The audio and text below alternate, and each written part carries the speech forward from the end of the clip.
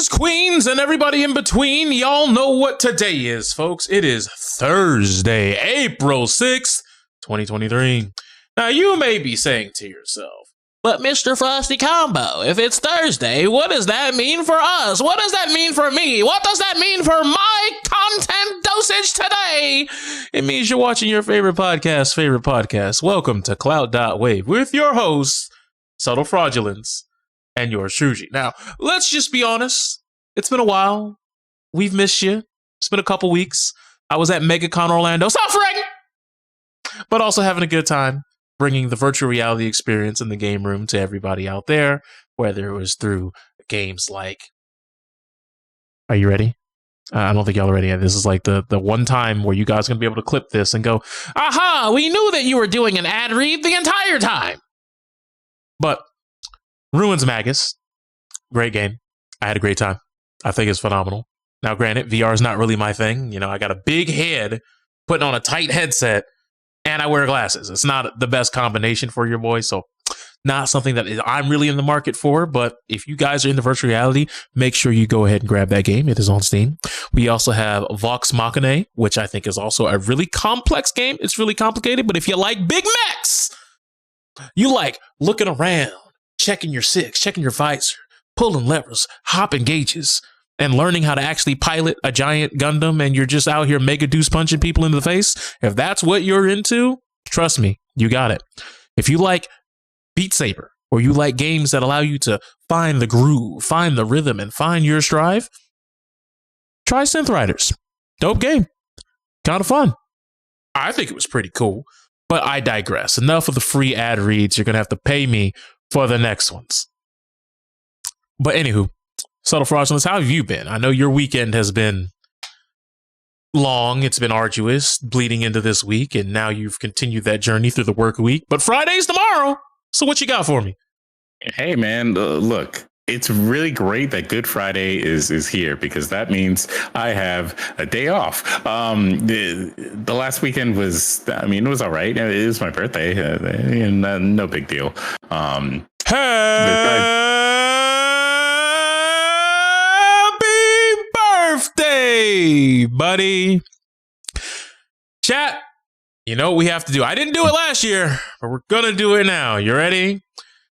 Happy birthday all right, you to... can stop that right now. He doesn't want it. Trust me, I wouldn't want it either. This was a courtesy. But go on, continue. Did you enjoy your birthday at least? That's the mainly important part. The actual day? No, because I went outside on Saturday and I got attacked by pollen, so I was not feeling the best on Sunday. But it was forsaken pollen. It gets you every time. And you know, it was nice that, you know, some people like hit me up or whatever, said happy birthday, etc. It was nice. It was a very interesting weekend. So you didn't almost die in a car accident? No, not that. I can't say I did almost die in a car accident, because, you know, I was behind the wheel majority of the weekend. So so you can't relate to what I had going on. Understandable. Nah, I can't relate to that. Look, we're all just happy that you're here. All right. Hey man, me too. You know, me too. I mean, there was some man didn't get you. Look, there were some plenty of other things that got me down. We're not gonna talk about them, but you know, I'm here. I'm ready. The smile is on. I heard that MegaCon had a Marvel tournament on Sunday. You know, it sure did. It sure did. It was something. You know, it had about 7 or 8 entrants. A couple of them like they knew how to sauce it up, but that tournament was over before I even had a chance to look up, because while they were doing the tournament, they didn't even bother getting it on the stage because there was only 7 to 8 people, and they were playing Guilty Gear Strive's DLC story mode at the time on the stage. What? So, hey, you mean the one that you watch? Yeah, the one about Bikin and Delilah and Ramlethal having a ripper of a good time on that airship. Spoilers, that's the end of Guilty Gear, by the way. Yeah. That story is just the end of the series. Like, once you see the end of it, there's nothing else left to do. The problem is solved. Bring them home. Salute. Everyone gets a nice ending, including Axel, I think, whose girlfriend was like basically kidnapped by Eno. I mean, hey, it is what it is. But, hey, we did it. We wrapped it up in a nice bow. And now I'm here for Clout.WAV Follies. And our first order of discussion this week is, hey, we're on the platform now, so we might as well talk about it. Twitch, I don't know if you've had your ear to the grind. I don't know if you've necessarily had your lobe around the globe. But you have some competitors who have decided to step their game up, whether it be YouTube or the new phenomenon, the new kid on the block, the ever so fashionable Kick.com. You now have to start taking some of these threats and some of these alternative options to your platform with some level of care and some sincerity, and dare I say, even take them seriously. Now, regardless of how you may feel about those other platforms, they are offering things that your platform is desperate. And I mean, I'm talking, you're on bended knee. People are clamoring for Twitch to get any of the following features. The following list of features is everything that the Google box, aka YouTube, is providing. Being able to have premieres.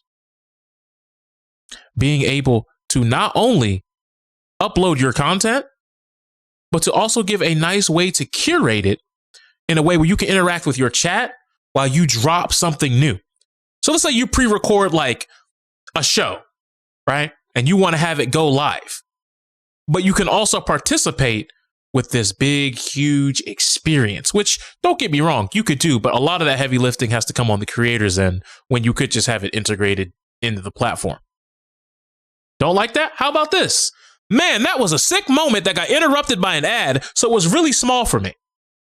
Why not give me a playhead on a live viewing and I could slide it back? Because YouTube's done it. You're watching a YouTube live stream and you miss something, you can rewind at your leisure. You can dial it back, you can pause it, you can come back to it, and it's all still working mighty fine. What's that?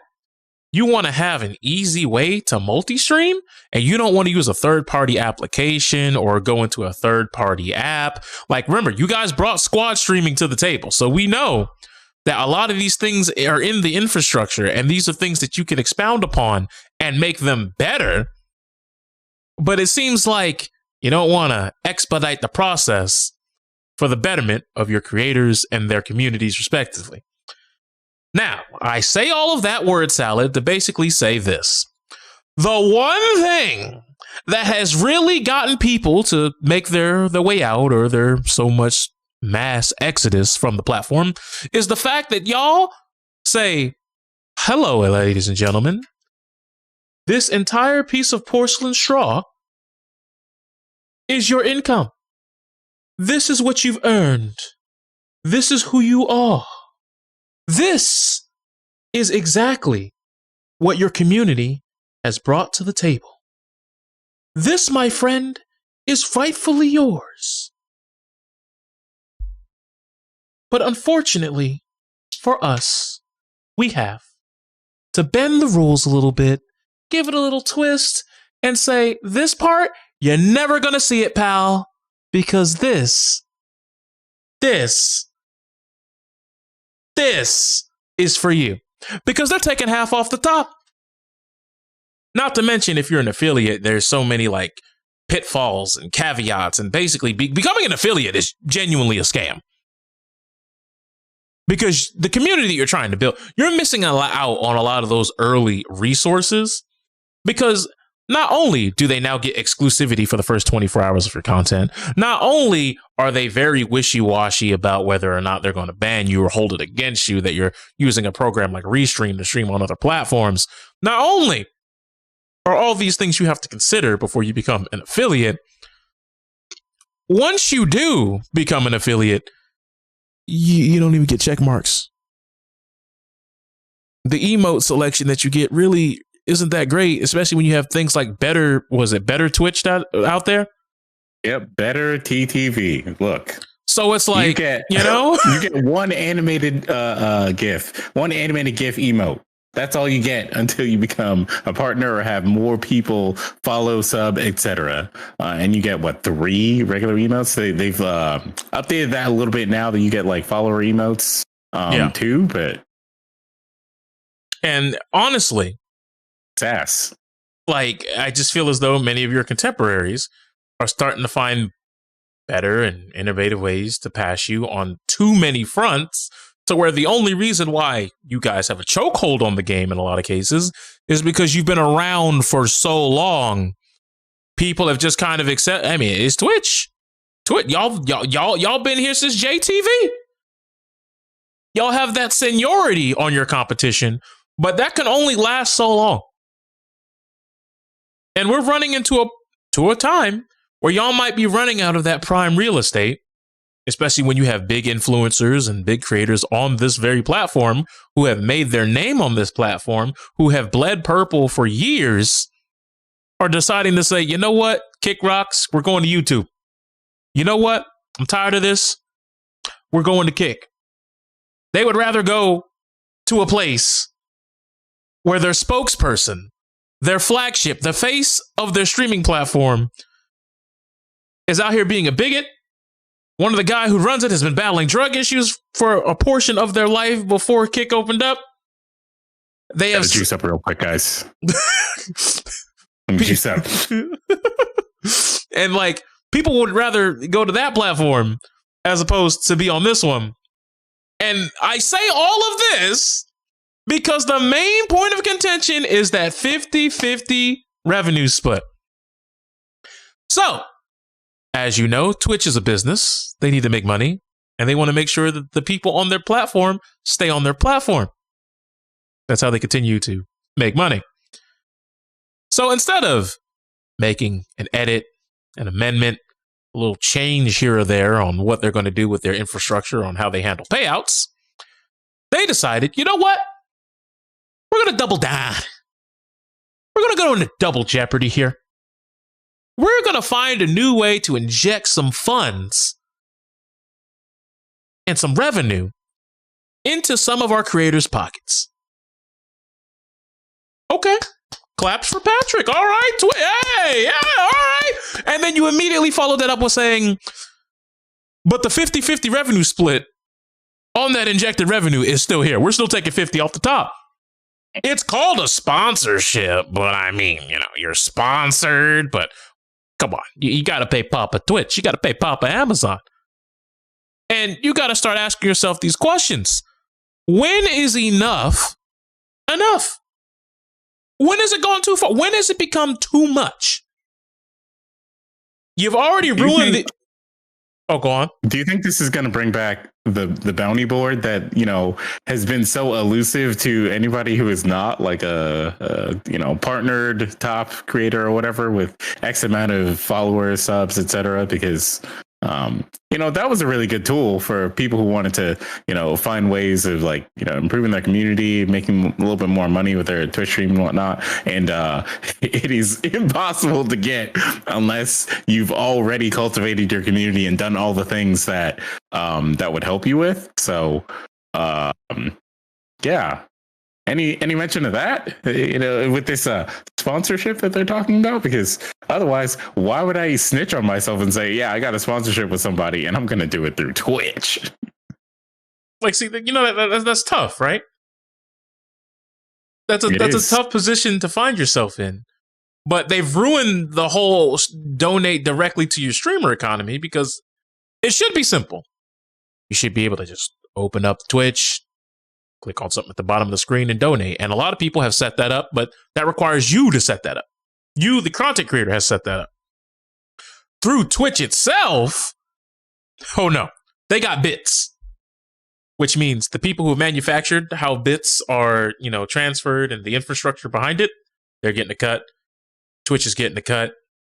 And on top of that, your subs, they're getting a cut.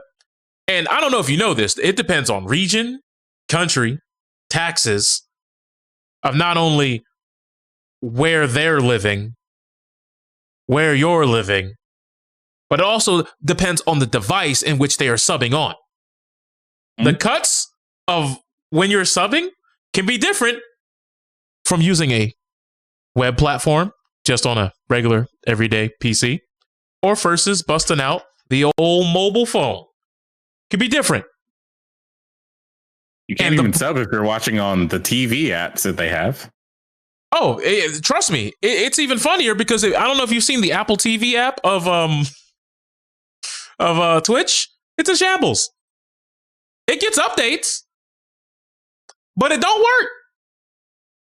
And then at times when it does work, much like every other app variation or web client of Twitch, you could join a stream and be like, hey man, this creator's been on my, they've been on my to watch list for a while. Let's see what she's got. 5 ads. Now, you're like, all right, well, I guess I ain't watching today. And then you'll go do something else. You'll go ahead and check out. Mentally gone. And now, those people who might have had a chance to grow, foster a relationship with a new member of their community, potentially, is now going to miss out on all that because Bud Light had to make sure that you watch T-Pain go, Bud Light, baby. Like, come on now. And the worst part is when you get to 3 out of 3 ads and that third ad ends and then it says 1 out of 3 ads and it's starting over, baby. That's the new problem.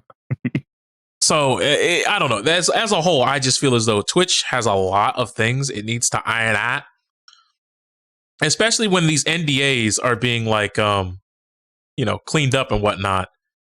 And then you got to start asking yourself the real question of why is it every time we have an insert minority here month?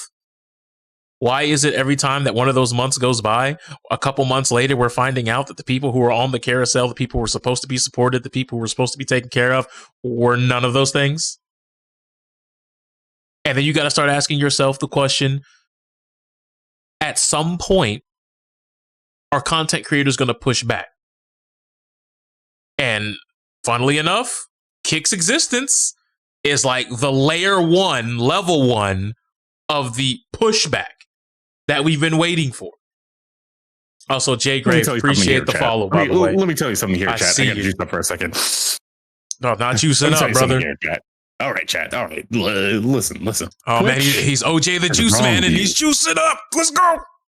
Twitch has wronged you as a whole. But you see, on my platform, Clout.WAV, you have the freedom to have a 90-10 split. And then when these top content creators try to bring you down. How dare you? You're going to besmirch the great Trainwreck's name? It's not a 90-10 split. It's 95-5. Even better. Why are you following? Nah, it's 90-10, bro. We know the real numbers. 95-5, brother. You got to see here, chat. You see, Twitch doesn't care about your growth. Twitch doesn't like to have a clip system that will actually promote your channel. The follows, so by the way. New people will see your content. No. Twitch doesn't want to do any of that stuff. But here on Kick.TV, you have free reign to do whatever you want, and you can build your content, and we'll protect you from those bullies at the top. You know, Pokimane, Hassan, who breathe this anti-gambling rhetoric. How dare they? How dare they? Look, all I'm going to say is this. This is all I'm going to say in terms of content creation, okay? Over there on Kick, okay? I don't know how many of you have been over there. And I'm not even going to talk about the obscene things, not safe for work things, the fact that people were sucking dick on the platform or pussy popping on a handstand. I'm not even going to address that part. What I mainly want to talk about is the TOS that is over there on Kick. What is that?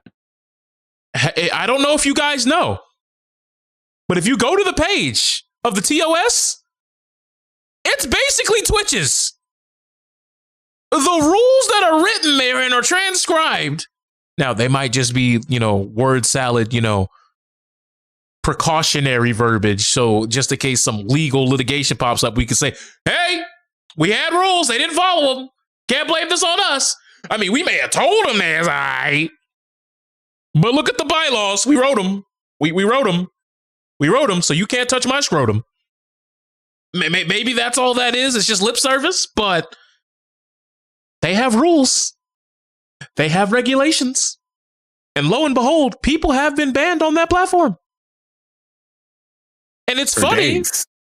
I mean, granted, the ban times are much smaller, but I feel as though they're doing more of a, instead of just big slaps, it's going to be slap on the wrist, third strike. We're really going to start trying to move you up on out of here. Unless you're one of the upper echelon, nepotism kings, where it's not about strikes. What you can do.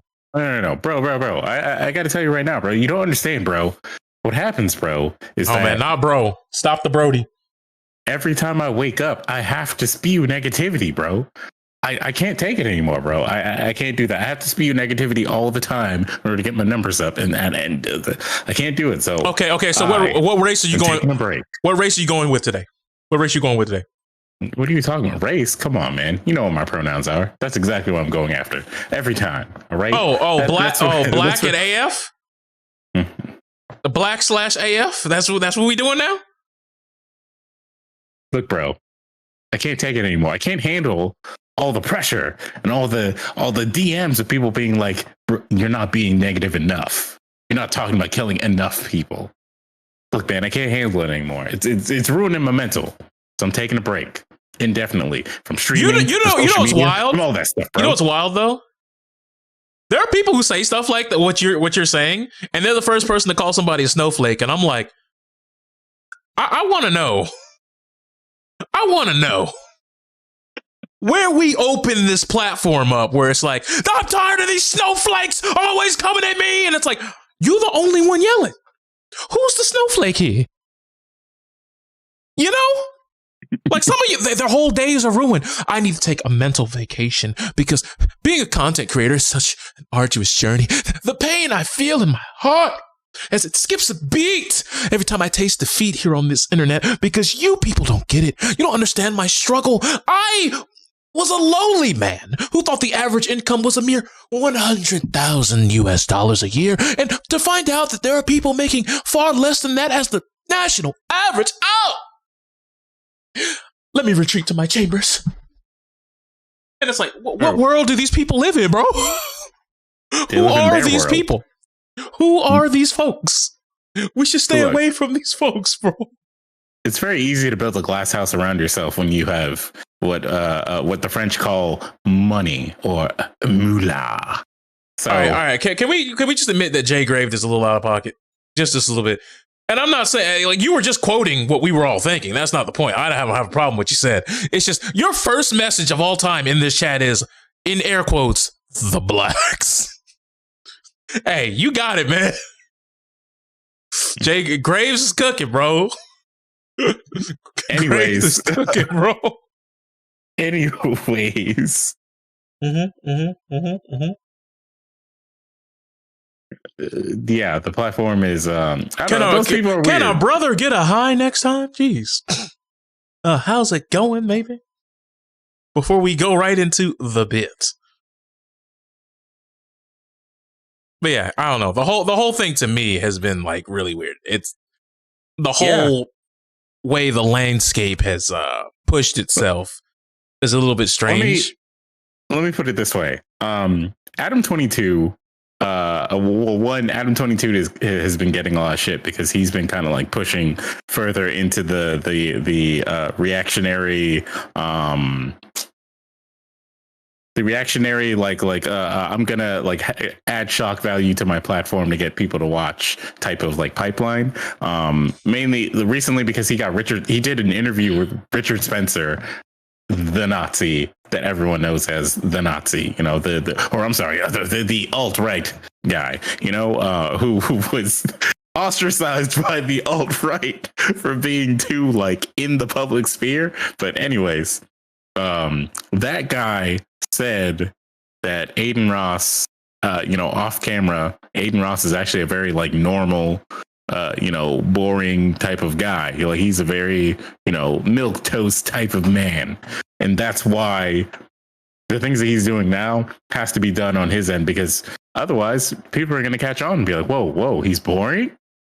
What is that? He keeps doing the same thing over and over again. Why am I here? Actually, I should leave. And so instead he has to like increase his shock value, and Kick allows him to do that, because what happened after people have been pointing out over and over again, like, hey, why is the platform allowing him to bring on Nazis and agree with them? Why is it allowing him to be transphobic? Why is it allowing him to be racist? Like, what's happening here? And then now, correct me if I'm wrong. Is this the gentleman who was like randomly leaked his sister's like suggestive photos? No. So someone sent that to him. His sister, he has an older, I think she's older, an older sister that he lived with for X amount of time when he first started off streaming. And she has an OnlyFans. And I guess someone sent it to him in Discord or something. And he pulled it up while he was on stream. And he was looking at it a little too long. But like, you know, he pulled it up like, come on, bro. This is not funny, bro. And people pointed out that he made jokes about jerking off to his sister's OnlyFans already. So like, I don't know. There's a lot going on over there. All right. That man was like, why that booty look familiar, bro? Zoom and enhance. So the picture that goes around in like the viral like video is not his sister. It's apparently some other content creator, some other like OnlyFans creator who like makes content with her husband. I think it's her husband. But people aren't going to talk about that because, like, you know, she commented on the tweet. It was like, hey, actually, that's me.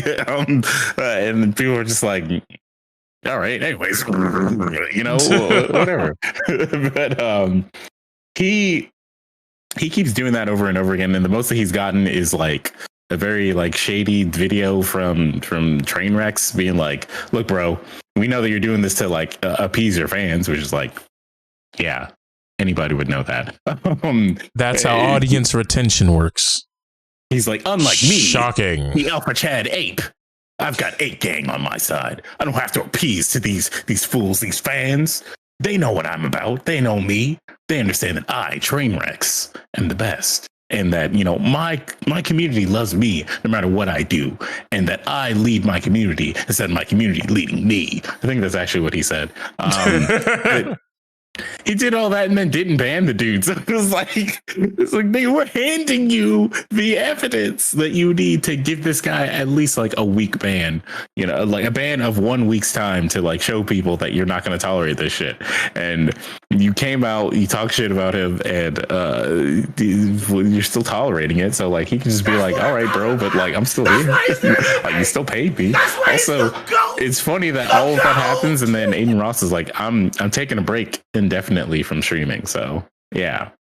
Hey man, like the clip said, that's why he's the GOAT.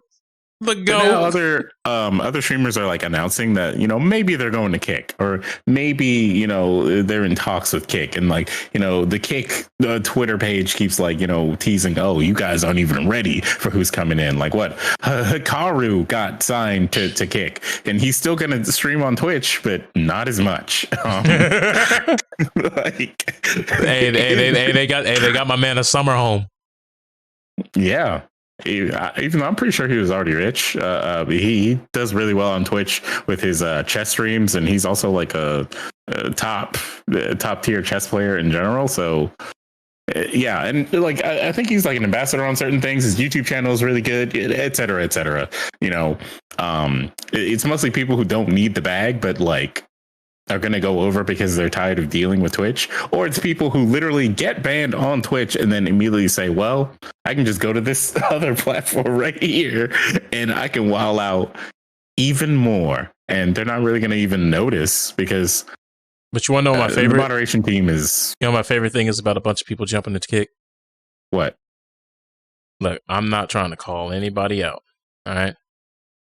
But there's some people who were on Twitch and like, I mean, I'm talking, they put like 40 hours a week on Twitch, and they do not make money at all. Like they don't make enough money to so much as put a Big Mac on their plate 2 days in a row. So, hey.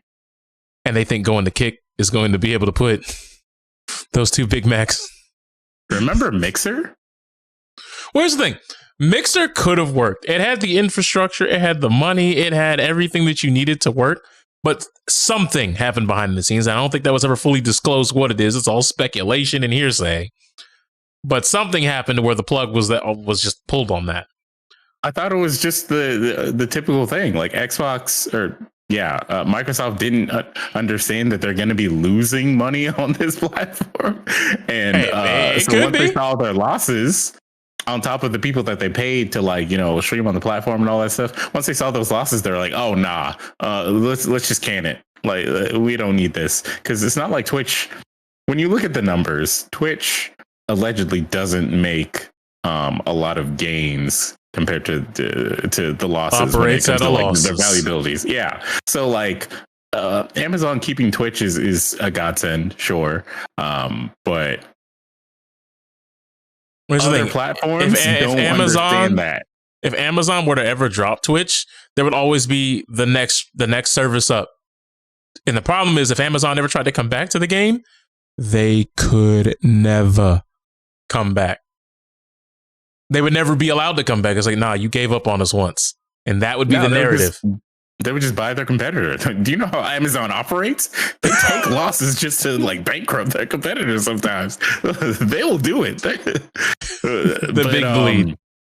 The only reason why, the reason why Kick is the only competitor that actually seems like it will have some gains, that'll have some good times, is because they're sponsored by stake.com, who doesn't really give a fuck about morality or anything like that. They're we're making our money off of celebrities endorsing us, the predatory measures to get people to sign up to our platform, just generally stealing money from people, including children, which was when there was a lot of Twitch streamers who were streaming gambling.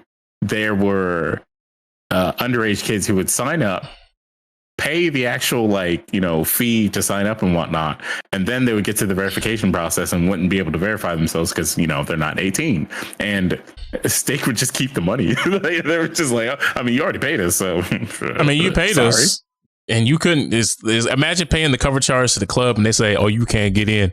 Well, can I get my money back? What money? You're like, here you go, big dog. All right, let me in with this belt. Oh, all right, I hear you. Yeah, you can't come in with those shoes though. Wait, huh? What's wrong with shoes? Well, give me my 20 back. Huh? 20? I ain't hearing nothing. You ain't even paid me yet. I already told you ain't getting in with them shoes, and you're cooked. Yeah, what you talking about?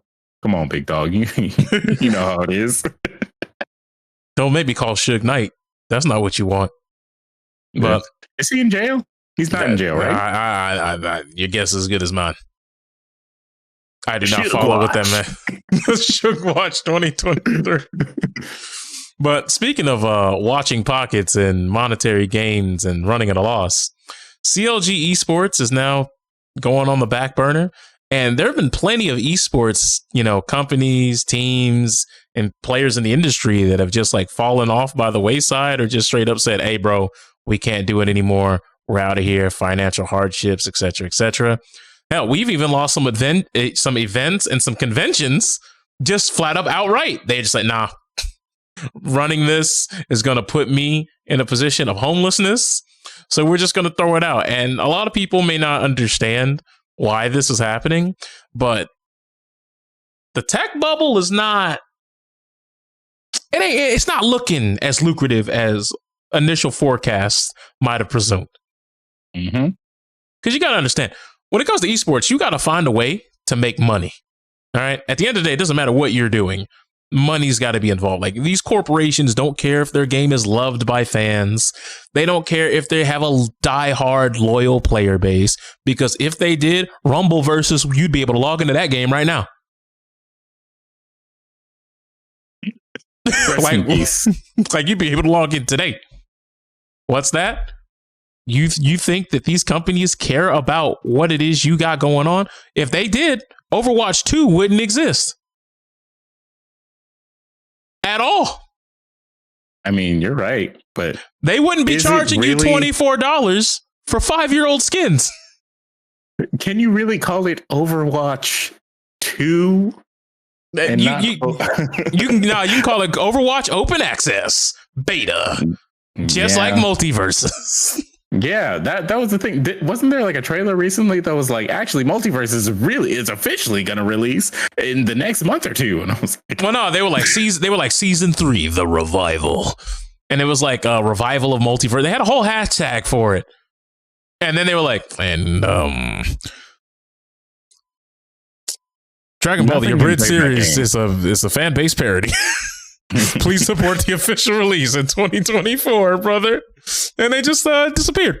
But not to get too off track, when you talk about like, you know, these companies, when is the last time you can say that you've bought merch from an esports team? I mean, I'm not the type of person that would. Okay, when's the last time you've seen somebody wearing merch from an esports team? I think at DreamHack Atlanta, which was like, I think, yeah, at DreamHack Atlanta years ago. Okay. So let's just say that's the case. Was it the player wearing their own sponsor stuff? Because that doesn't count. No, once or twice I saw people wearing like, you know, a player's like jersey. But even when you're at an event like a DreamHack, or you're at, you know, a ALGS, or you're watching, you know, dare I even say something as grassroots connected as like, you know, the fighting game community events, it's not too often you see people in the crowd rocking other people's swag and merchandise. Now, every now and then they might be able to sell those clappers in the stadium, the little inflatable things, just the thunder sticks. You might be able to get away with, you know, a t-shirt or two. That's fine. But Linus Tech Tips is moving more merch than your favorite esports team right now.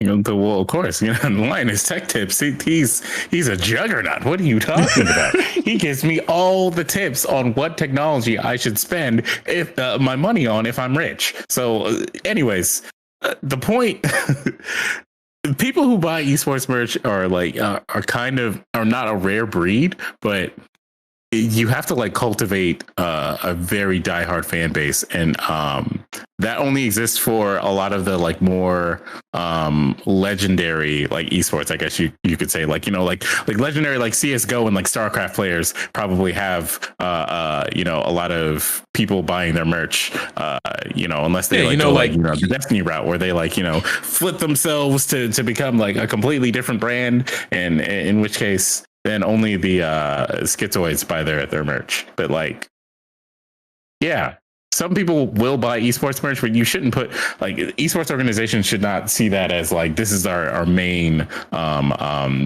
money grabber here. You know, but hear me out. Here's the brand deal of the century. All right. Because, you know, some of them were thinking about that this way. You know, they were like, hey, yeah, get your COD points when you buy Mountain Dew, you know, all that shit. Mm-hmm. What if we had esports, you know, being supported by like McDonald's, right? Coming to you soon, the Luminosity McDonald's meal. That's right. You heard of the Travis Scott meal, the Cardi B and Offset meal. Now you got the Luminosity meal. Well, here's the thing. Here's the thing. In the early stages of esports, when a lot of people were very ignorant and weren't necessarily hip to the game, it was very easy to make these sales pitches to bigger companies to sponsor your shit, because, you know, people were like, hey, there's money to go around. Now, why should I sponsor your game? Oh, because this player is really good. And you ain't listen. Will your game be around in 6 months? Will your game be around in 2 years? Because I would hate to sponsor a Multiverses player only to find out your game don't even exist right now, Playboy. Again, see, that's why these esports companies have to have like players who play in some of the legacy games. You know, CS:GO 2, that's probably not going to die off anytime soon. CS:GO, you're going to have, well, what is it? CS:GO 2? Yeah, or is it CS2? Whatever. Anyways, you have players who play CS:GO, you have players who play League of Legends, you have players who play those are safe bets. And no one's saying that those aren't going to be lucrative in some way. But they're clearly not lucrative enough, because every esports company doesn't just have those games teams. They always reach out for other games. Yeah, but and they have to. For the company as a whole, if you're gonna like pitch any sort of like advertising pitch to like advertisers, you know, like McDonald's or, you know, whatever, you would have to focus on, yeah, but we have, you know, Valorant players and we have League of Legends players, and, you know, when people see them play and then they see, you know, McDonald's on their t-shirt, they'll be like, you know, I could go for a Big Mac right now, and then bam, see, you got sales. You can't be like, hey, our multiverses player right here, he's gonna go crazy. That game is gonna make all kinds of money. Warner Bros is in on it. They're sponsoring tournaments. They're throwing a $1 million tournament at Evo. It's gonna be amazing. So then you throw McDonald's in the mix, it's gonna go insane. You guys are gonna have like a 300%, you know, increase in profits once that goes live. You know, that shit's gonna happen. Like maybe for the first week, but look at all the streamers who were streaming multiverses, and then they were like, we're not getting paid anymore. Uninstall.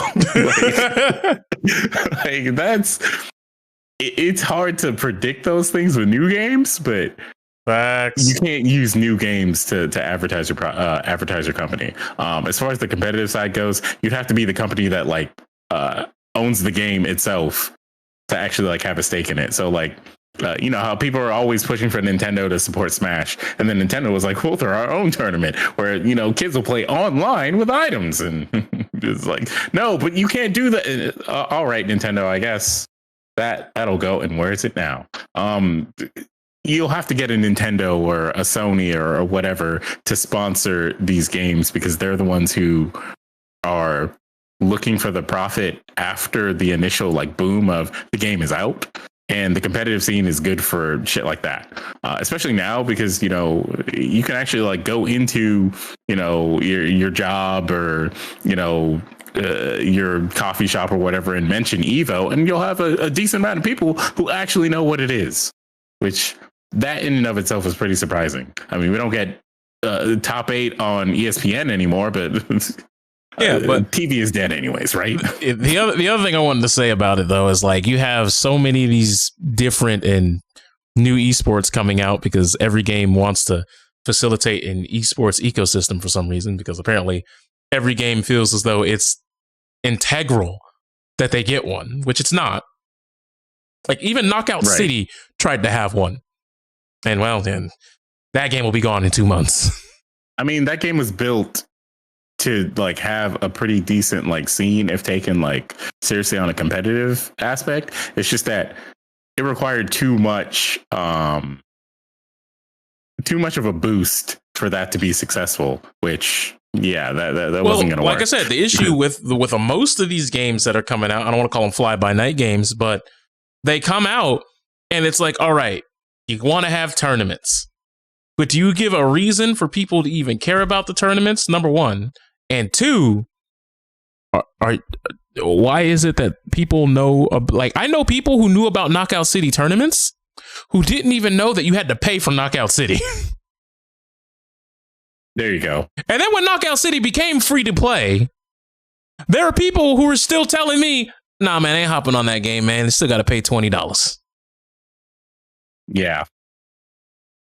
Like a lot of games, like advertising and saying what you mean and what you are with your entire diaphragm in your chest is very important, because let's face it, people played multiverses, and outside the people who booted up the game and loaded it up themselves, y'all thought the game was officially out. Y'all had no idea it was still in early access beta. Let's be real here.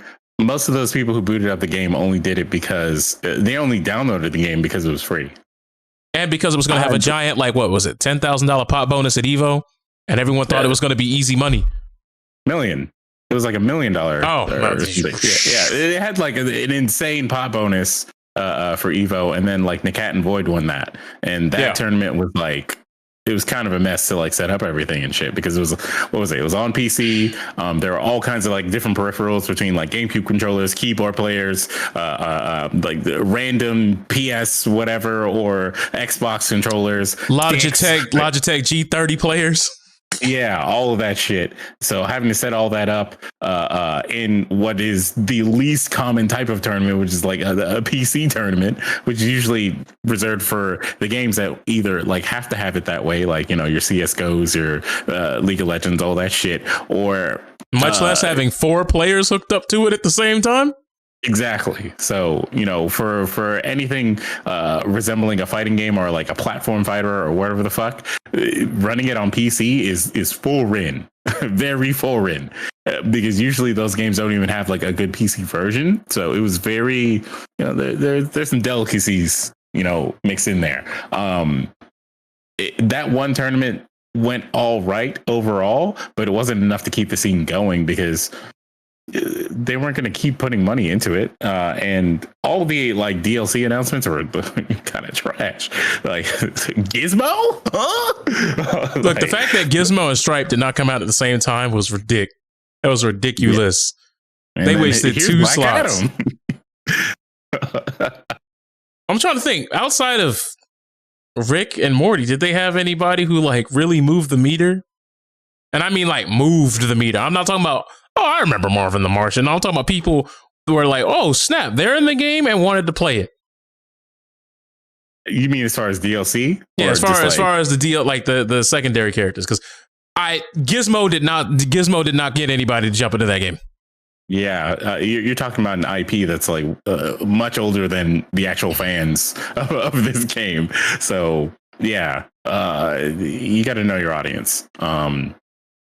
You know, the old guy who like really loves Gremlins is not going to be playing Multiverses 9 times out of 10.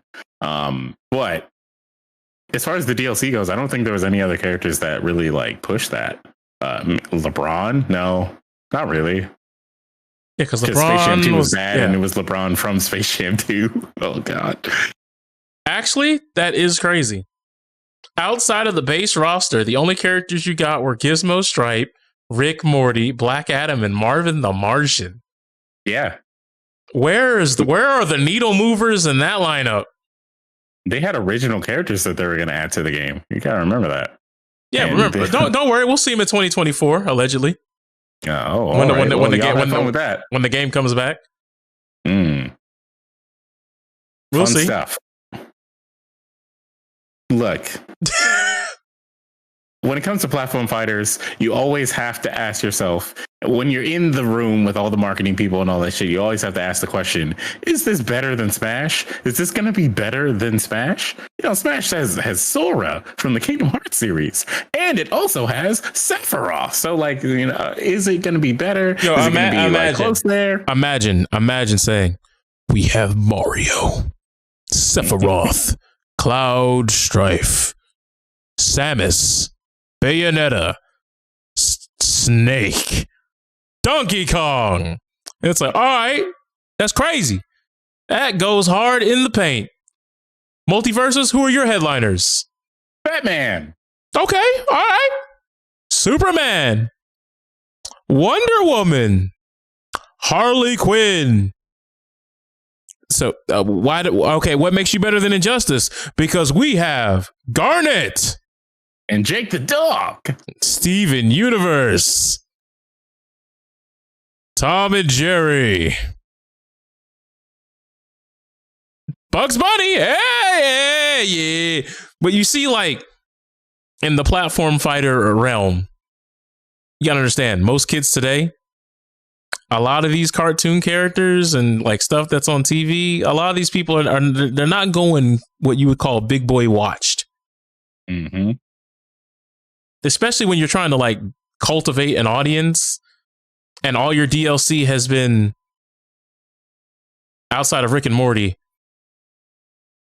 mid to obscure references. Like, let's be honest, Stripe and Gizmo, I'm not saying that Gremlins is obscure to people our age.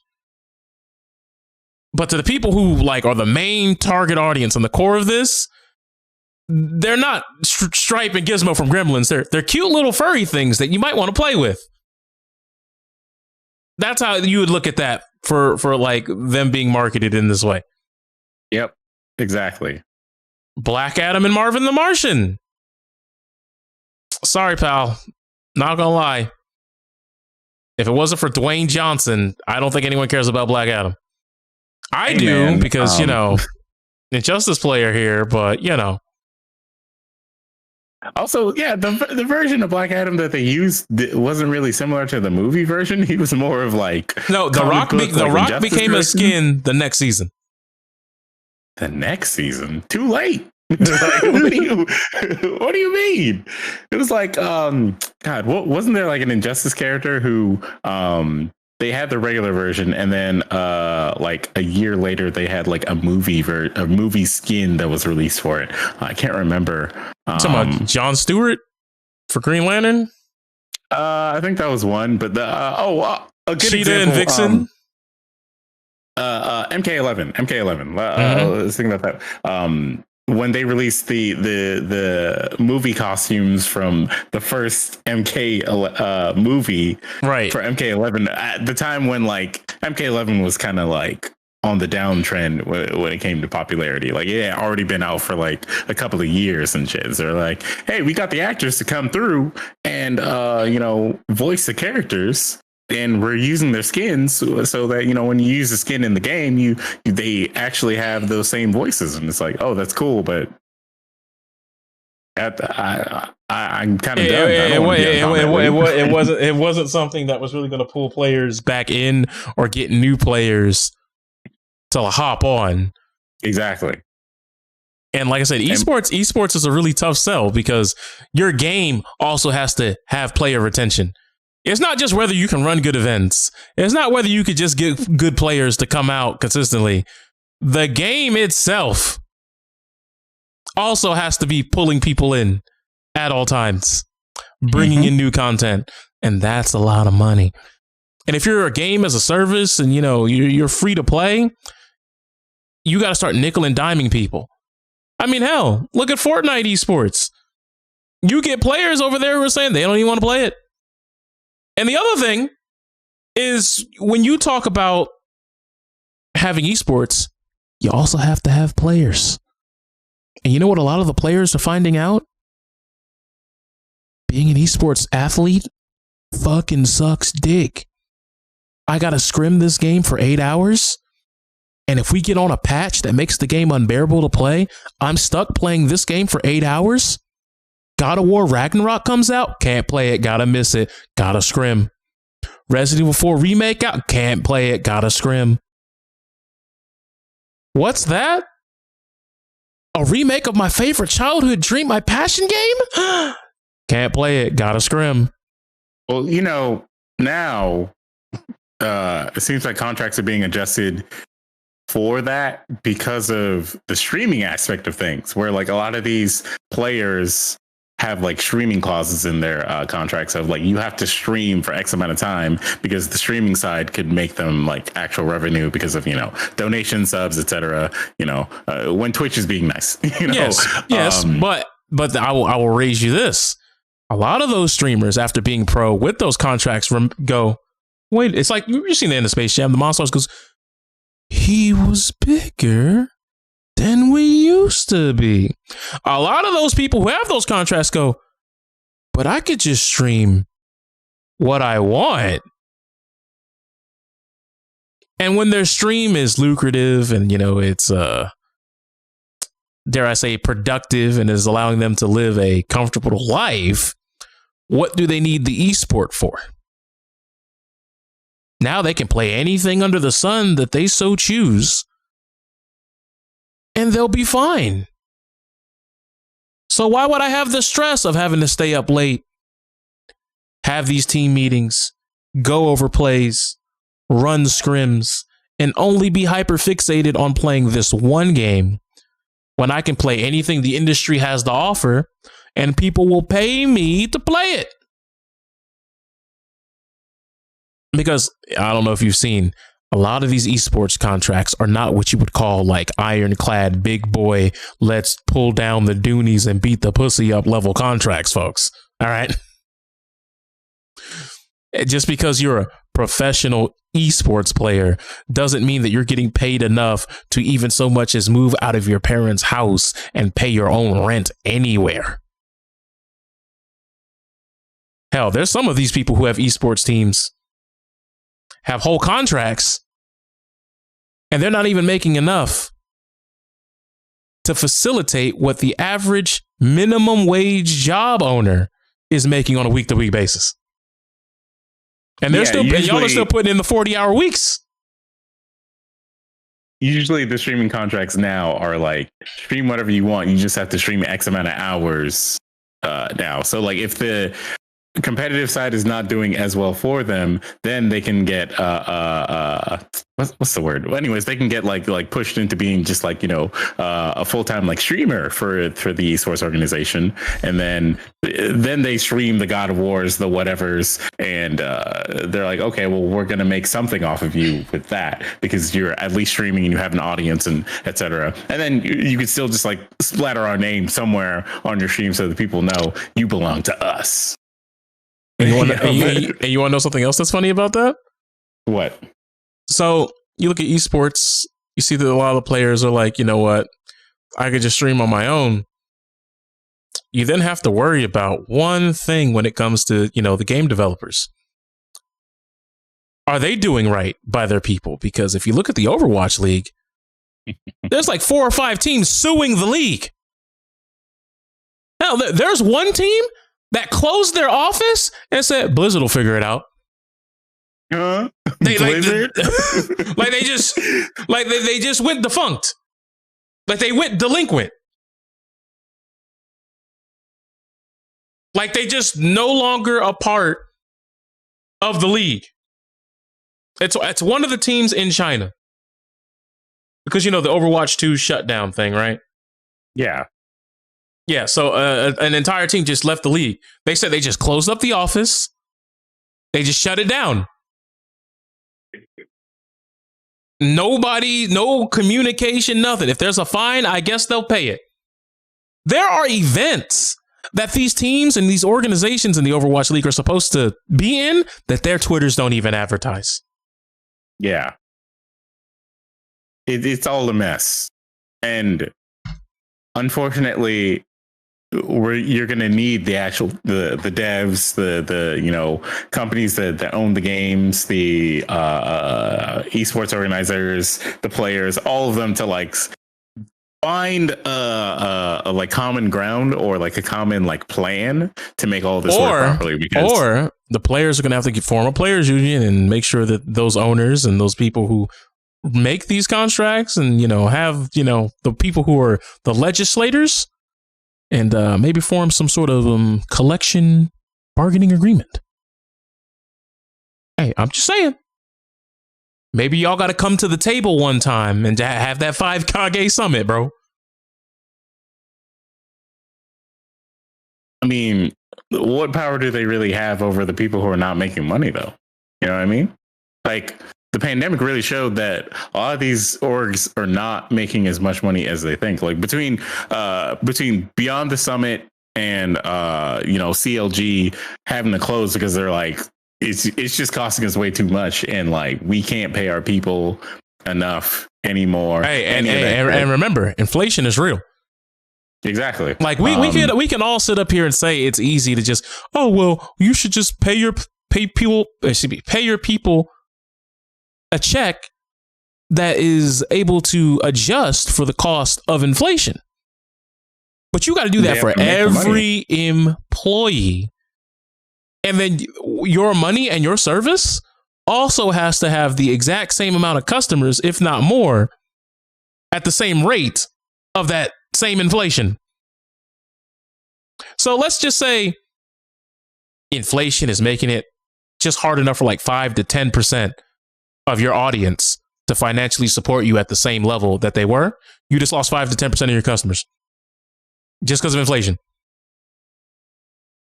Now, you say that inflation is starting to hurt other people. Guess who else it's hurting? It's hurting the org, because y'all still have to buy things for raw materials for you to do what it is that you do. And all the people that you are buying from are now also having a markup because they're charging more.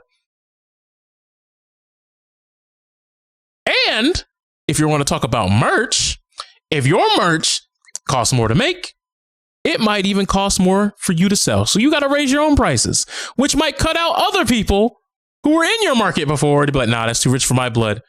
and they're out. Esports is a very hard game when the value of currencies everywhere at this point are very high in flux right now. I mean, do you know how much it costs to order just a singular hash brown at McDonald's right now? I don't know, but almost $3. Almost $3. I don't know what McDonald's you going to. If that ever happens, just cancel the McDonald's. Just cancel it. Just get rid of it. Hey, man. Yeah, the prices do vary on some locations, so. Nah. It better not. Not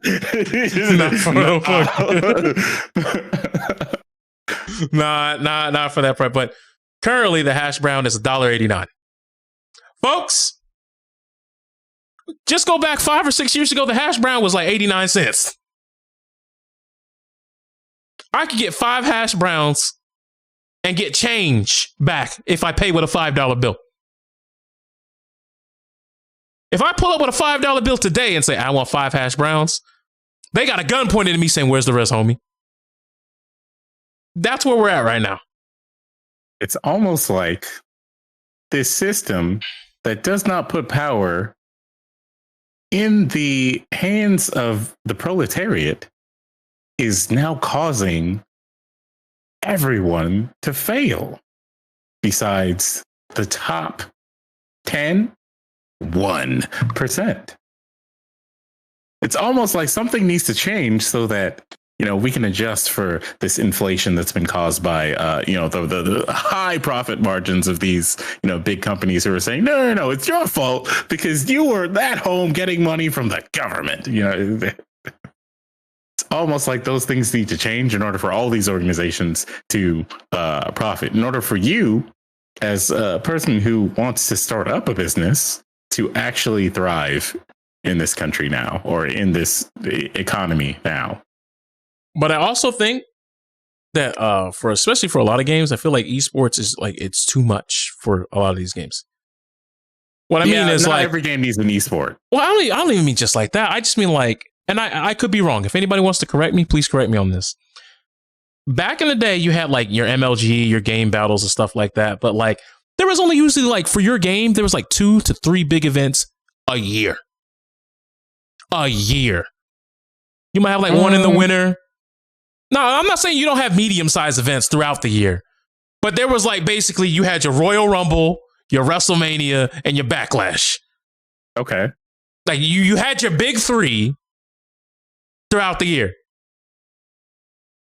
Usually, maybe you had 4, maybe like 1 a quarter, But now, everyone's got these big, long, arduous seasonal approaches with like 16 different qualifiers and all these type of contenders championships. And then like, this team is the champion, but they were the champion for split 1 of season 16. Now we're doing split 2 of the same season. And it's like, then you have, the EU championships. Then you got, the Australian championships. And then a lot of times, some of these leagues don't even have that. Let's get them all in one place and see who's the best in the world. And it's just, I feel like they're just throwing darts at a dartboard in the dark. And just hoping to hit some jackpot money shot where everybody wants to watch. But at the same time, a lot of people don't really care to watch at all. Even when they have like drops enabled, there are some games where they're just like, nah, I'd rather just play it myself. I don't need to watch the esports. I'm gonna tell you right now, I have never seen an ALGS. Never seen it. I've never seen an Apex Legends Championship game. I mean, but like that's an Apex problem more than it is a esports problem. Like, well, I'm talking about just the general pitfalls that could happen. I'm not saying that this is for every game or everything that I'm saying is explicitly for every game unanimously. I'm just talking about every random pitfall I can think of on the chain of, will people put money in pocket of tournament organizer, developer, game?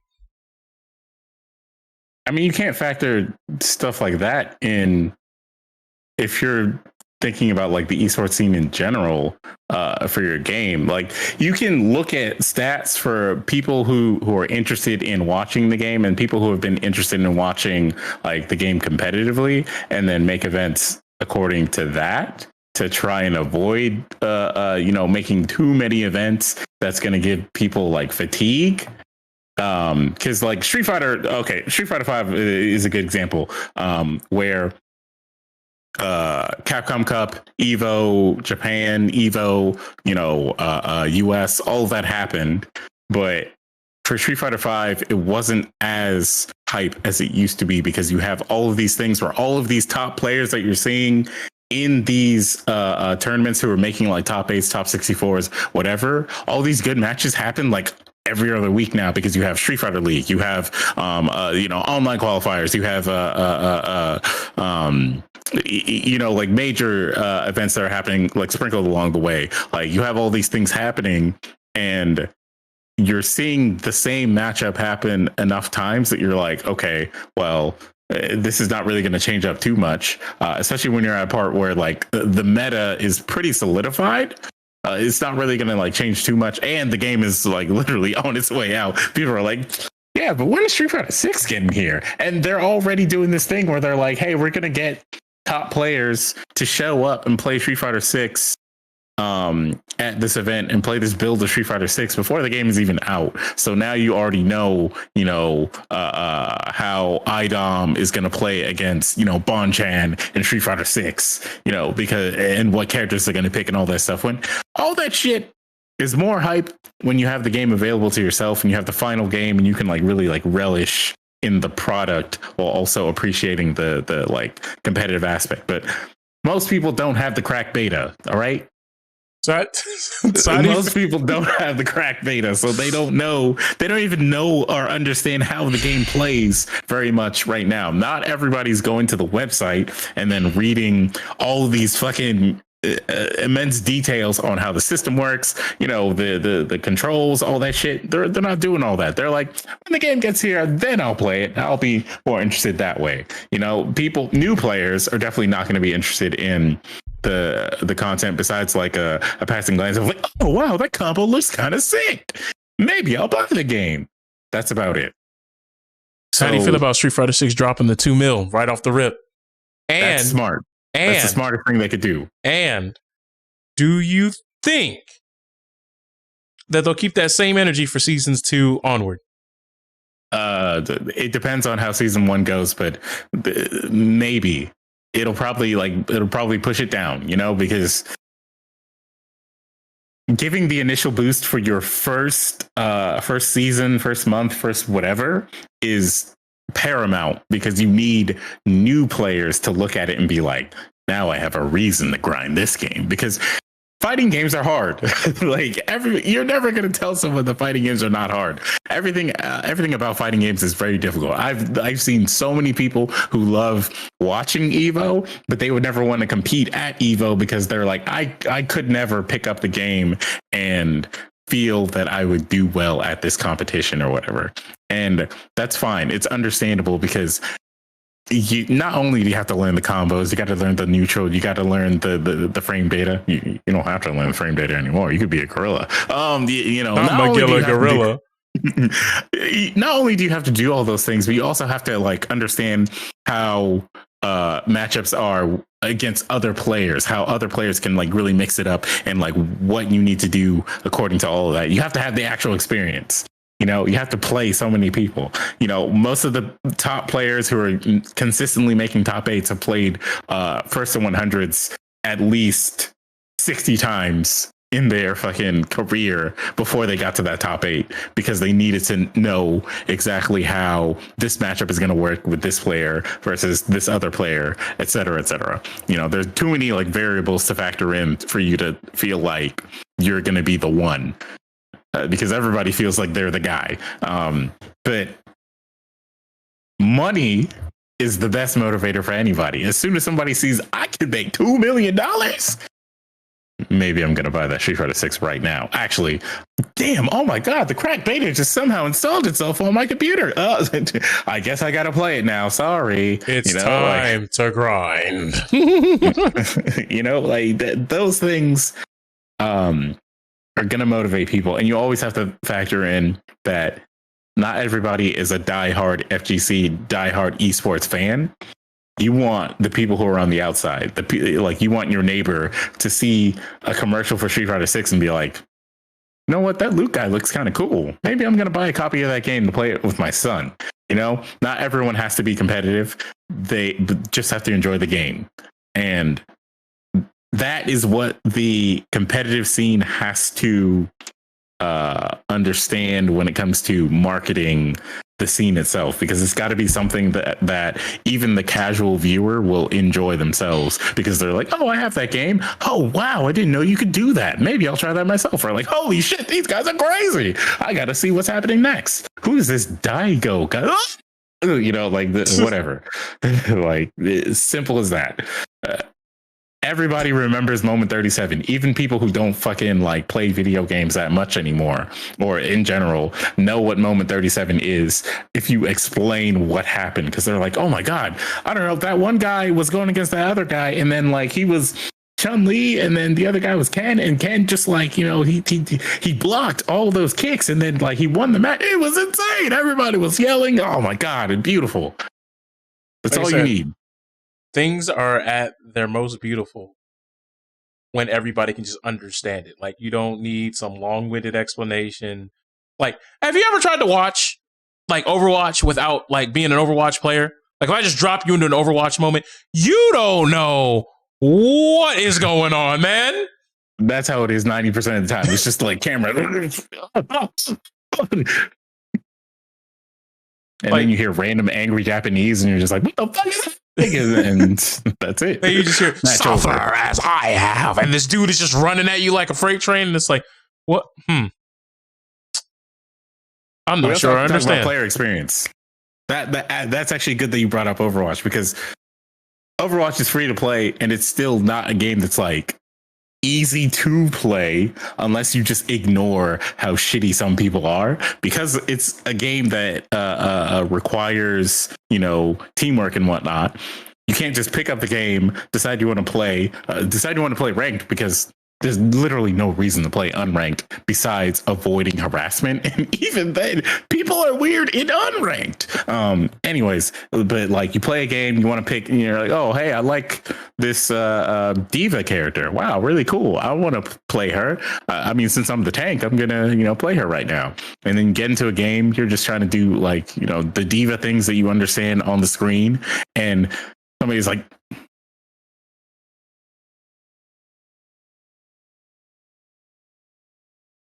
yo, please. I just want you to know, I don't know what you did, but you cut out completely. Exactly. That's how it be sometimes. Why don't you switch your diva right now? And then please, you're trash. How the fuck what the hell's wrong with you? Somebody just wants to play that character and play the game. I see what's happening. Every time he touches his mic, it unplugs or something, unless you're hitting the off button on purpose. Well, that time I did. Yeah. Tap to mute. But yeah, fucking, you have to make sure that experiences like that don't just happen all the time, because then people are not going to want to play your game for very long, which is going to make it hard for a competitive scene to exist, because most people are going to get off put by even learning the game, unless they have the tough skin that the FGC likes to push a lot of, hey, yeah, somebody's just going to call you trash all the time, you're just going to have to deal with it and then become not trash. No, man. Some people are not going to want to deal with that. Everybody garbage, bro. But yeah, even in quick play, there's some people who take the game so fucking serious, You have to actively yell at a 12-year-old who's like, switch characters, you're feeding too hard, and it's I don't even play this, bro. This is my second time playing the game. Oh yeah. You should have never said that. You should have never said that.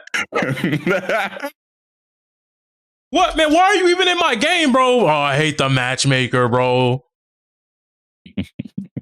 Matchmaking trash, bro. Then you just have to be like, well, skill-based matchmaking. That means you're actually trash because you've been playing this game longer than me and you're on my level.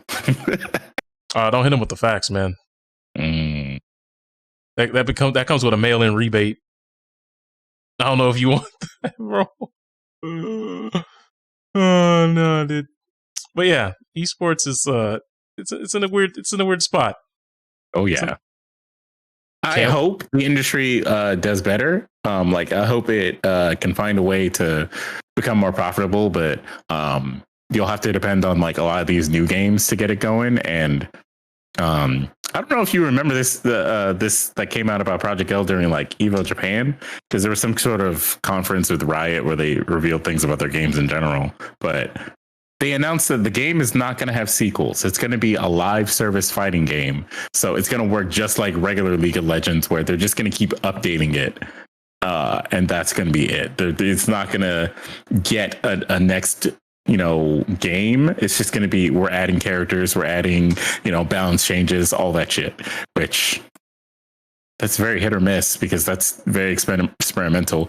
It sounds like a good idea, especially when it comes to a fighting game, because all you have to do is download the first version. You never have to worry about like necessarily spending money on, you don't have to get Grand Blued here, where you're going to buy a patch for your game with a few new characters and be like, this is the new game? Like, why didn't you just what was wrong with the old game? Yeah, like all this stuff was in the old one, and then you added a few more mechanics here. Like, why don't you just put that in the old game, and then I can just upgrade? So yeah, League of Legends is doing that because I think they believe that that's going to be the best way to make a profit, because that's how they do it with League of Legends. I hope that Project L does this and it's successful, and the esports side of things is good, but it's going to require a lot of faith from like other companies, and that is tough. Given the history. I mean, to be fair, it is Riot. They'll find the money. They'll find the money they'll brute force it if they have to. Now, whether they'll be able to keep it successful long term, don't know, but they'll find a way to brute force it. So I'm not worried about that at all. Mm-hmm. But you want to know what I am worried about? This leftist Omega woke propaganda. Women are allowed to be sufficient? Not in my world. Women need to learn their place. And that's what people are saying on Twitter about the Super Mario Brothers movie. Like, do we have to talk about this? Do we actually have to talk about this? Like, really? We don't have to talk much about it because, look, I don't know about you, but I know that a majority of people that we have a conversation with are not even going to, like, have any of those thoughts in their brain. They're going to be like, oh, that was cool. And Peach did cool things. And that's it. They're not going to be like, the woke leftist mob is trying to convert you in order to train their children so that you will become the Mario fan. Yeah, and then become a Sonic fan. And people are upset. Now, I don't know if this is just taking the piss, but like, it's one of those things where I'm assuming like the initial wave of people saying this were probably taking the piss, but the usual suspects then caught on and decided, nah, man, I really agree with this. Because there are people who are trying to push the idea that because Peach is capable, can fight, can handle herself, and can run a kingdom without it exploding every 5 seconds in the kitchen, that it's woke propaganda because a woman is competent and has lived in a mushroom kingdom for like 15 plus years. Meanwhile, they're competent animals in the series too, so it's like these are weird points. and it's like, okay, fine, but you're upset because Mario's not good. And it's like, Mario was literally in New York. He was over there in Brooklyn, in the Bronx, and has never been to the Mushroom Kingdom until like 15 minutes into this movie. Doesn't even know what power-ups are. Doesn't even know what a Goomba is. Sorry if he doesn't know how to hardcore parkour off a mushroom springboard, all right? Yeah, I mean, he's too busy worried about the talking mushroom. So, you know, Peach, who lives there, she is competent. Like that makes sense. So, I don't look. And then people were trying to, and then people were saying that that one scene from the trailer where Bowser's grabbing his mustache or Luigi's mustache, and he was gonna like, I'll rip it off if you don't tell me where your brother is so I can kill him. They were like, they're trying to make it homoerotic between Bowser and Luigi, and I'm just like, jail. Go to jail. You're thinking too hard. You're getting too horny. Go to jail. Simple as that. That's all we got to just start saying more now. Like, these people are showing their ass. All right, let me give you an example of a Twitter interaction that I saw today that was very indicative of this. There's a guy who's on Twitter who's like, something needs to be done to stop these trans people from trying to groom our children. And somebody looked at who they were following and their recent likes, and they're like, sir, it's very funny that you're saying all these negative things about trans people when your recent like is transsexual porn. And then they like showed a picture, and they're like, here's the porn. Not the this you. Here are all the TS like porn stars that you follow actively on Twitter. So what's going on here? And then someone else just came out and was like, just because you hate yourself doesn't mean it has to be our problem. And that's essentially what was going on with the Mario thing. It's like either people who are just mad at themselves about something and then like seeing wokeness and everything, or they're just trying to like get clicks on their platform or whatever the hell because of outrage, which the grift never ends. Some poll numbers are coming out recently where people are basically saying that like Republicans or right wingers need to stop talking about quote unquote wokeness because it's getting, one, it's getting too tired, and two, it's not getting them the numbers that they need. And there was like a recent, I think Wisconsin had an election where a Democrat, well, basically a left-leaning guy who said that he's a socialist, like he's an outright like socialist, says that he supports socialism, etc. He won over his opponent, and like all of these right-wing like commentators are like so confused. How did this happen? What is happening to America? And it's like, if you had stopped talking about someone going to a bathroom and started talking more about like policies like that guy was, then you would be able to understand why people voted for that guy, because he was like, no, I'm actually trying to like help you and change your life. I mean, like, do you see the price of gas right now? Do you see the price of an egg? Come on, bro. We don't need that. I'm with you. We need to stop this, or we need to get you more money. And I'm going to do that. And they're like, I like money.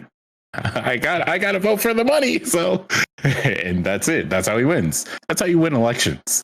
You tell the people that you're going to give them something that's going to benefit them. Hey, look, politicians are not designed to be competent. They're designed to build confidence in voters enough to win an election. We are two people who live in the same state as Marjorie Taylor Greene. So, yeah, you're right. Unfortunately, you're right. MJT. MJG. Is that what you want? Magic the Gathering? MTG. I mean, that apparently she's rumored to be one of many who will aim for that presidential spot in the next election, which her entire campaign just needs to be the Halo theme. Actually, no, better yet, the Flood theme, because she's the Flood. It's funny that these people are like, I'm going to run for president, which is going to give them the most exposure, knowing that they have crimes under their belt. Like, as you can see with Donald Trump right now, if you commit crimes and you're not a protected class anymore, like you're not the president anymore, and you're still like, popping off, they're going to go after you. Like, they gave that man every opportunity to not get thrown in jail. And he's like, you guys don't do anything to me. I'm an American. I can do whatever I want. Donald Trump now getting indicted. I can't believe that. I can't believe they would do this to me. I was the president. It's like, was. That's like, when enough people looking to throw the book at you, don't stand by the books. Yeah. Like, as simple as that. Bro, the thing that always gets me is about these documents that he just straight up stole, or like, even after they figured out that he stole them, they contacted him several times or like, just give them back to us and we're not even gonna like charge you or whatever, just give them back to us. And he was like, no, I can keep these because I was the president. And they're like, sir, that's not how it works. Well, that's what I want. Jail. Jail time, jail time, jail time. Yeah, it's so like the all jail, it always fails. All this shit about like Mario being too woke or whatever, that's people trying to, I don't know, get clicks on their shitty reviews and their terrible like podcasts and whatnot, which, by the way, the new meta is to not even have a podcast. It's to have like clips that make it look like you have a podcast so that they can No, I saw a video about that. There's a video where he said, oh, so basically you just get that one song with the Spanish guitar. You know the song I'm talking. Anybody who's ever been on TikTok, you know the song. And they just said, just put that. Just film a 30-second clip of you giving what you think is insightful advice. It could be about anything. It could be about gaming. It could be about how to helicopter your dick. It could be about how to make your ass cheeks clap. It could be about anything. And just talk in a way that's kind of like this, with a little bit of choppiness to it, like you're trying to make sure you're gathering your thoughts. You know, hit him with the Jeff Goldblum one time. And then just edit it to where that's in the background. You get some captions on the screen. Insta clout. Y'all know what I'm talking about. And if you don't, unfortunately, we do. Y'all made a great decision by not downloading that app at any point in your life.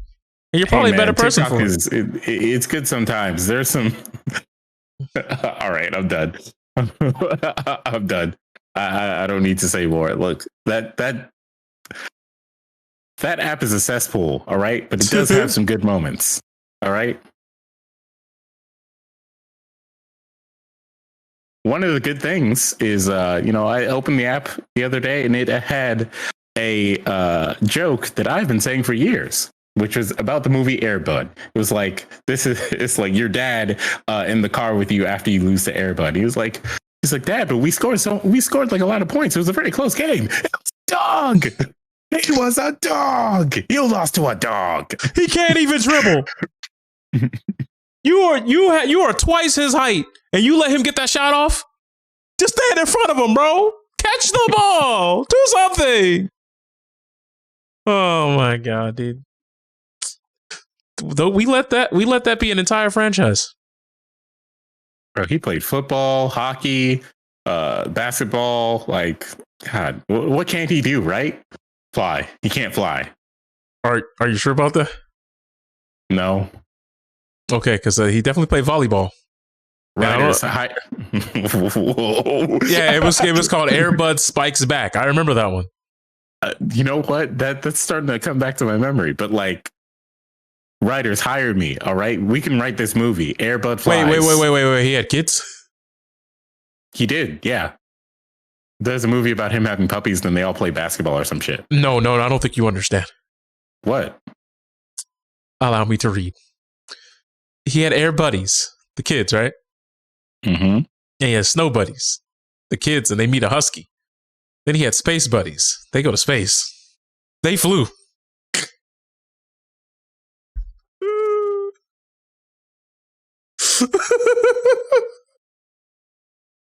In space. Well, that's why we're never getting another Air Bud movie again. All right. Wait, hold on. Then there's Santa buddies, which apparently they. Huh? Apparently they helped out Santa Claus. Then they had something called Spooky Buddies. What the fuck? Well, okay, some of these have to be parody because I see one here that's called Treasure Buddies. And okay, the treasure. Hold on, my stomach. The treasure font is like the Indiana Jones font.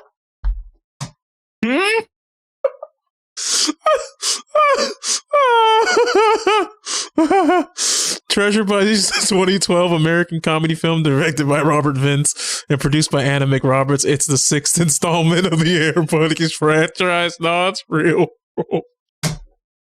I got nothing else to say on that. My eyes, they're watering. Oh, God. Someone give me the plot synopsis. I'm sorry. I'm hijacking the podcast to read. The furry buddies head to Egypt to stop a treacherous cat from stealing the most powerful jewel. If used by the wrong people, the jewel can mean trouble for the animal kingdom.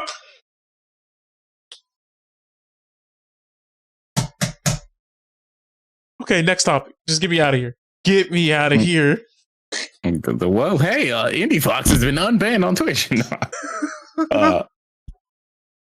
Is there even anything else to speak about at this point? No, there isn't. That's it. Thank you for playing my game, buddy. The dogs get isekai, bro. Oh, no.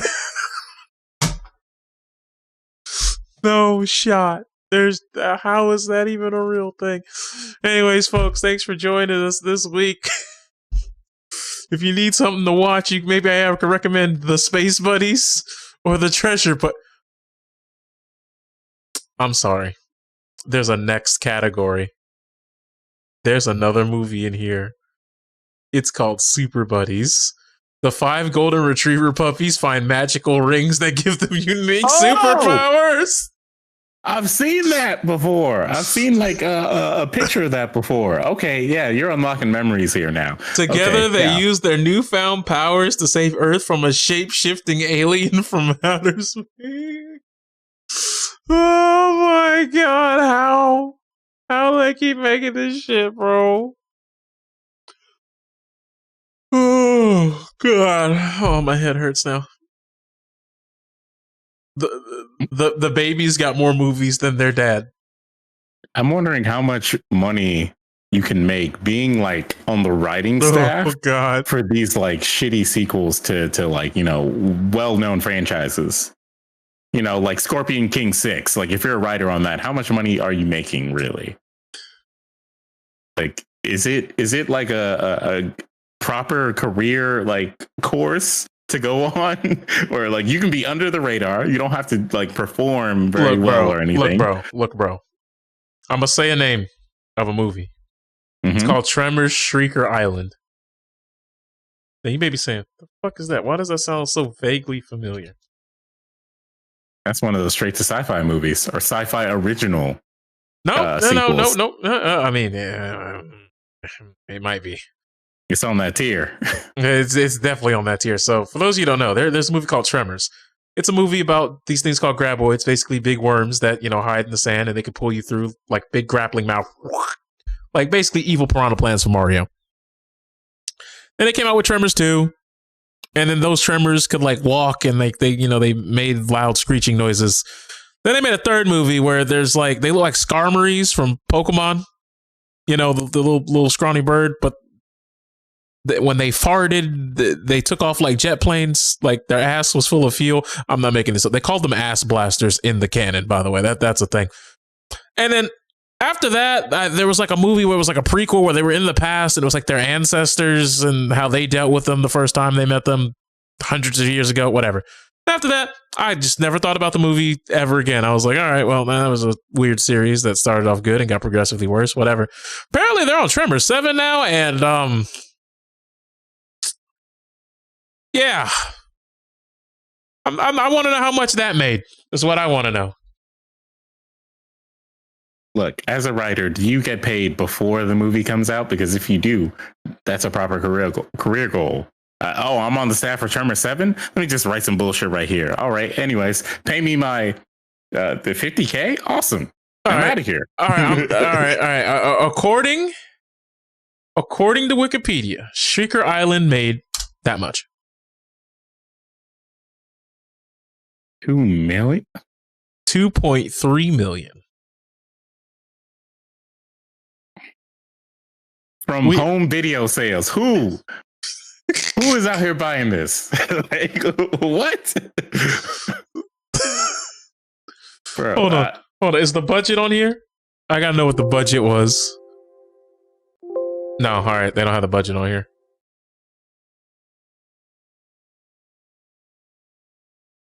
Someone's got to have published this, right?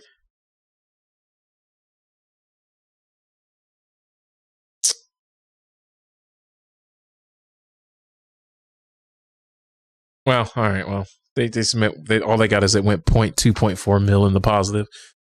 That's something. All right. Well, that's it, man. That's it. No more. No more. That's GG's. We're out of here. The podcast is over. All right. That is it. Look, the internet was a mistake. All right. And the shadow remains cast. But, there's still good things out there. Just don't go to twitter.com and expect good things to happen. All right. Because that's where people just lose their brain cells. All right. And some people are trying to help them, but you can't help everybody. All right. Some people are beyond therapy. Now go out and your homework, go out and watch one of the Space Buddy movies. If you want to torture yourself, go ahead and do that.